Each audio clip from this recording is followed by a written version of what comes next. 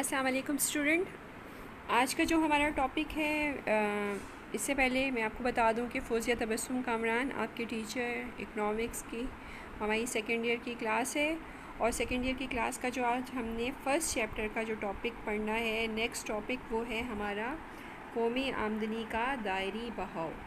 ٹھیک ہے جی، قومی آمدنی کا دائری بہاؤ. اب آپ نے پڑھ لیا کہ قومی آمدنی کیا ہوتی ہے.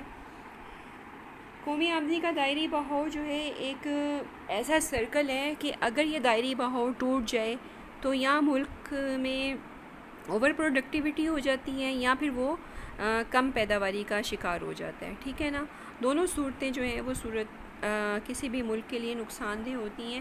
اس لیے یہ بیلنس رہنا بہت ضروری ہے. آپ یہ جو سامنے ڈائیگرام دیکھ رہے ہیں بچوں، اس کو ذرا پہلے غور سے دیکھیں. اس میں آپ پہلے ہم شروع کرتے ہیں رائٹ ہینڈ سائڈ سے. رائٹ ہینڈ سائڈ میں آپ دیکھیں کہ یہاں عوام یا عوامل ہے. لیفٹ ہینڈ سائڈ پہ ہمارے پاس کاروباری ادارے ہیں. کاروباری ادارے ایک طرف عوامل ہیں اور ایک طرف کاروباری ادارے ہیں، یعنی کہ ایک طرف خدمات فراہم کرنے والے لوگ ہیں اور ایک طرف پروڈکشن کرنے والے لوگ ہیں. عوام جو ہیں وہ خدمات فراہم کرتے ہیں، پروڈکشن جو اور کاروباری ادارے جو ہیں وہ اشیاء و خدمات پروڈیوس کرتے ہیں. سب سے پہلے کیا ہوتا ہے کہ عوامل جو ہیں یا عوام جو ہے وہ اپنی خدمات جو ہیں وہ کس کو پیش کرتے ہیں. اندر کی طرف دیکھیں، اندر کی طرف ایرو کے ساتھ چلیں رائٹ ہینڈ سے لیفٹ ہینڈ. عوامل جو ہیں وہ عوامل اپنی خدمات پیش کرتے ہیں کاروباری اداروں کو. کاروباری ادارے، اب آپ اوپر کی طرف آ جائیں، ایرو کے ساتھ چلیں، خدمات کے معاوضے پیش کرتے ہیں کس کو؟ عوامل کو. ٹھیک ہے جی. ایک سرکل یہ ہوا کہ عوام نے اپنی خدمات پیش کی کاروباری اداروں کو، کاروباری اداروں نے ان کو خدمات ان کے معاوضے پیش کیے. اب جب وہ معاوضے ایک طرف تو جو کاروباری ادارے ہیں وہ خدمات کے معاوضے دیتا ہے عوامل کو، دوسری طرف اشیاء و خدمات پروڈیوس کرتا ہے. ٹھیک ہے جی. اب اشیاء و خدمات پروڈیوس کے جو عوام کو خدمات کے معاوضے دیے ہوئے گئے ہوتے ہیں یا ان کو جو اس سے آپ کہہ لیں ان ادر ورڈس جو تنخواہیں دی گئی ہوتی ہیں، جو انہیں پیسے دیے گئے ہوتے ہیں، وہ ان معاوضوں سے کیا کرتے ہیں؟ اشیاء و خدمات کو اشیاء و خدمات کو خرید لیتے ہیں. ٹھیک ہے جی. ان کی قیمتیں ادا کرتے ہیں. جب اشیاء و خدمات کی قیمتیں عوام کی طرف سے، آپ نیچے کی طرف دیکھیں باہر کی طرف ایرو، کہ عوام جب ان اشیاء و خدمات کو خریدتے ہیں، ان کی قیمتیں ادا کرتے ہیں، تو کیا ہوتا ہے کہ وہ قیمتیں منافع کی صورت میں کاروباری اداروں کے پاس دوبارہ پہنچ جاتی ہیں. اب کیا ہوتا ہے کہ وہ دوبارہ سے عوام سے ان کی خدمات حاصل کرتے ہیں، چیزیں پروڈیوس کرتے ہیں، ان کو معاوضے دیتے ہیں. عوام وہی پروڈیوس کی گئی چیزیں خریدتی ہے اور قیمتوں کی صورت میں پروفٹ جو ہے وہ اگین کاروباری اداروں کے پاس آ جاتا ہے. ٹھیک ہے. اس طرح سے یہ ایک سرکل چلتا رہتا ہے. اس کو ہم کہتے ہیں قومی آمدنی کا دائری بہاؤ. اگر کسی وجہ سے یہ دائری بہاؤ جو ہے وہ ڈسکنیکٹ ہو جائے، آپس میں ٹوٹ جائے، تو اس سے یہ ہوگا کہ ہمارا چیزیں بنانے کی یا آمدنی حاصل کرنے کی جو ایک بہاؤ ہے اس میں کمی آ جاتی ہے. ٹھیک ہے جی. یہ ہمارا ٹاپک تھا. اگلا ٹاپک جو آج ہم نے پڑھنا ہے وہ ہمارے پاس اکنامکس کا ہے جناب. قومی آمدنی کا مطالعہ کیوں ضروری ہے، کہ ہم کیوں چاہتے ہیں کہ ہم نیشنل انکم کو پڑھیں یا ہمیں نیشنل انکم کا اندازہ کیوں ہونا چاہیے. ٹھیک ہے نا. اس سے ہم مختلف ٹاپکس کے تحت اس کو دیکھتے چلے جائیں گے. جیسا کہ سب سے پہلے آپ دیکھ رہے ہیں کہ معاشی ترقی کی رفتار کا جائزہ. جب بھی ہم چاہتے ہیں کہ کسی ملک کو دیکھیں کہ وہ اس ملک کی معاشی ترقی کی رفتار کیا ہے، تو ہم دیکھتے ہیں کہ اس کی گراس ڈومیسٹک پروڈکٹ کیا تھی، اس نے کس سال میں کتنی پروڈکشن کی، اس کی نیشنل انکم کیا تھی. ٹھیک ہے نا. مثال کے طور پر یہاں پر پاکستان میں 2012-13 میں 3.6% تھی. اگر دیکھا جائے تو یہ 3.6% تھی، جو 2019-20 میں آ کے -2 میں کہ -0.2 میں کنورٹ ہو چکی ہے. اس کا مطلب ہے کہ ہم نے صرف کچھ پروڈیوس نہیں کیا بلکہ ہم خسارے میں چلے گئے ہیں. ٹھیک ہے جی. تو جب بھی ہم نے کسی ملک کی معاشی ترقی کا اندازہ لگانا ہوتا ہے، ہم اس کی جی ڈی پی کو دیکھتے ہیں، اس کی نیشنل انکم کو اندازہ لگاتے ہیں کہ پھر معاشی حیثیت کے مختلف ممالک کے درمیان معاشی حیثیت کیا ہے. اس سے بھی ہم نیشنل انکم سے دیکھتے ہیں. مثلا پاکستان کی جو فیکس آمدنی ہے وہ 2012-13 میں $1368 سالانہ تھی۔ اب آپ دیکھیں کہ یہاں پر سنگاپور کی آمدنی کتنی زیادہ ہے، ٹھیک ہے، اور یہ دیکھیں کہ امریکہ کی کتنی ہے۔ سنگاپور کی تو بہت زیادہ ہے، ٹھیک ہے۔ اس کا مطلب ہے کہ ہم سنگاپور کی ہمارا رہن سہن یا ہماری معاشی حالت جو ہے وہ سنگاپور کی معاشی حالت سے کہیں بری ہے، یا ہم اس سے کہیں زیادہ پیچھے ہیں، ٹھیک ہے جی۔ پھر معیشت کے مختلف شعبوں کی نسبتی اہمیت، کمپیریٹیو اسٹڈی کرنا کسی بھی اپنے ملک کے ڈپارٹمنٹس کا، کہ کون سا ڈپارٹمنٹ ہمارے ملک کا زیادہ انکم دے رہا ہے۔ مثال کے طور پر پاکستان جو ہے اس کی زراعت جو ہے وہ بہت زیادہ زراعت پہ ریلائی کرتا ہے، زیادہ سے زیادہ اس کا جو برڈن ہے وہ زراعت پہ ہے۔ سروسز سیکٹرز کا اور صنعت کا جو ہے وہ کم ہے، ٹھیک ہے نا۔ اس لیے ہم کہتے ہیں کہ جی اس سے ہم اندازہ لگا سکتے ہیں کہ ملک کا کون سا شعبہ کتنا قومی آمدنی میں اپنا حصہ ڈال رہا ہے، جس سے ہم اندازہ کرتے ہیں کہ کون سا جو شعبہ ہے وہ زیادہ پاورفل ہے اور کون سا شعبہ جو ہے وہ ویک رہ گیا ہے۔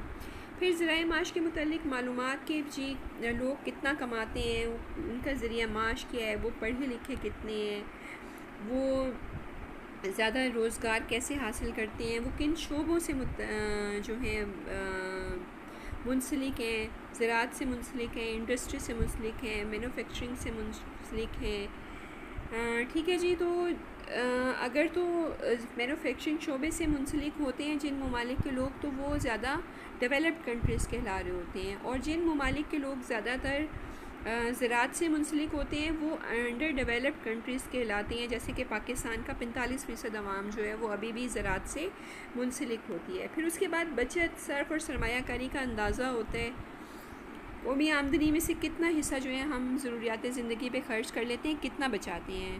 بچت کا اندازہ انویسٹمنٹ سے ہو جاتا ہے، اگر ہماری انویسٹمنٹ کم ہے تو اس کا مطلب ہے کہ ہم بچت کم کر رہے ہیں۔ لیکن یہ ہولی سولی ایسا نہیں ہے کہ بچت کے انویسٹمنٹ صرف بچت نہ ہونے سے ہوتی ہے، بعض اوقات انویسٹمنٹ کے آگے پروفٹ نہیں بھی ہوتا تب بھی لوگ سیونگ کر لیتے ہیں، انویسٹ نہیں کرتے ہیں، ٹھیک ہے۔ تو یہ سب چیزیں دیکھنے کے لیے بھی ہم نیشنل انکم کا سہارا لیتے ہیں۔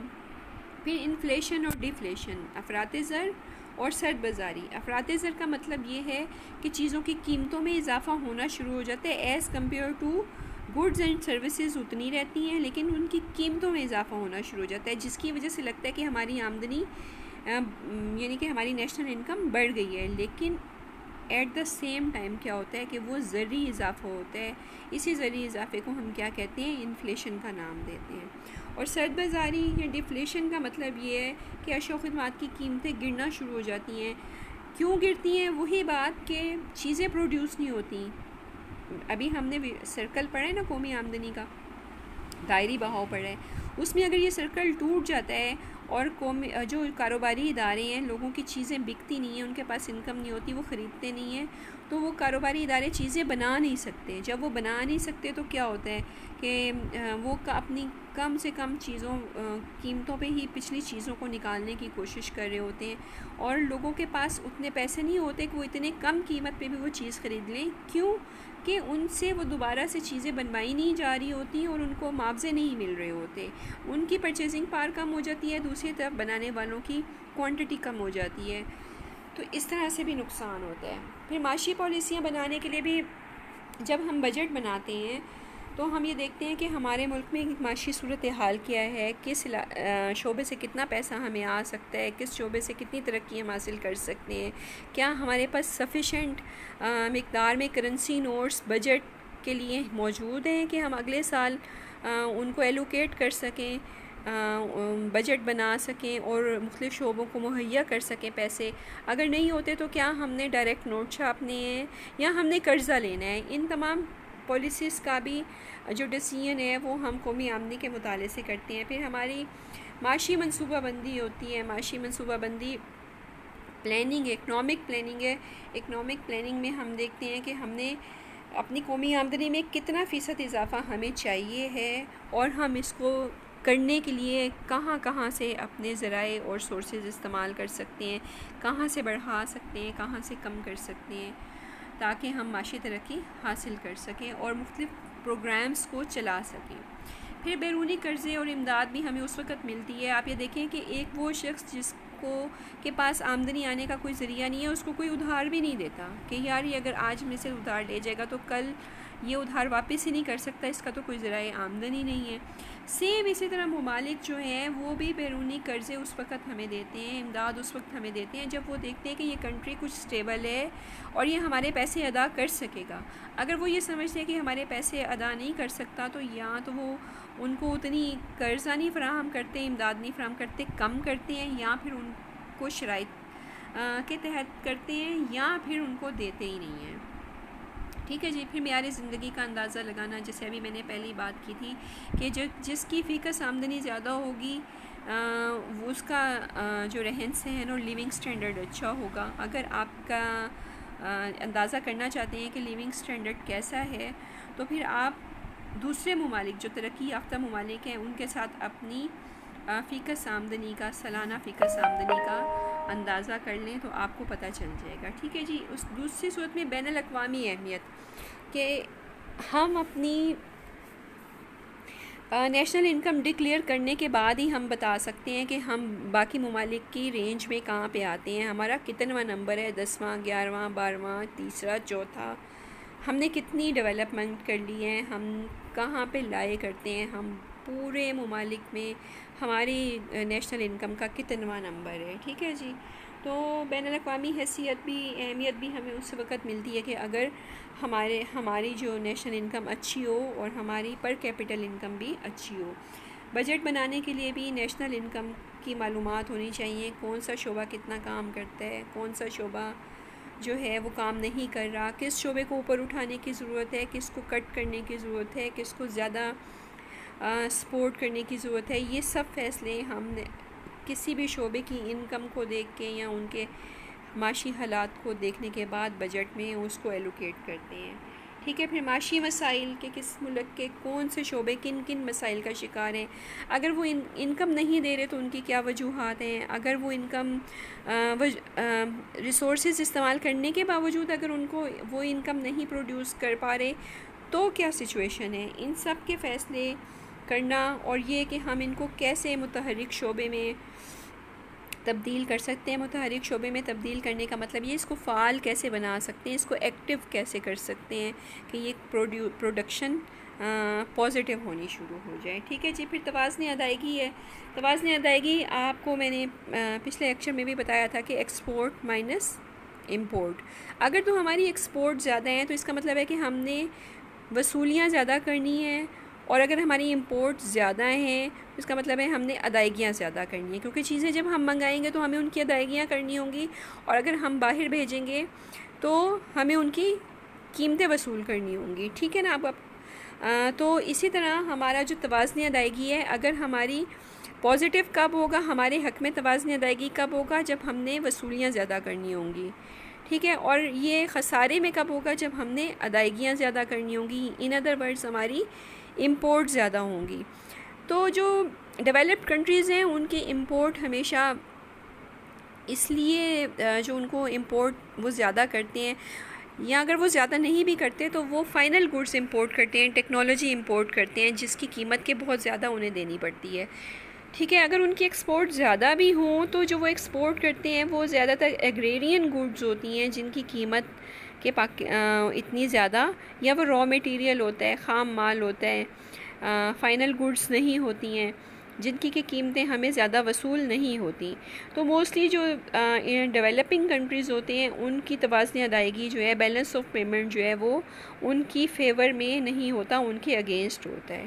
تو یہ آپ دیکھنا کہ یہ کس طرح ہم اس کو فیور میں کر سکتے ہیں.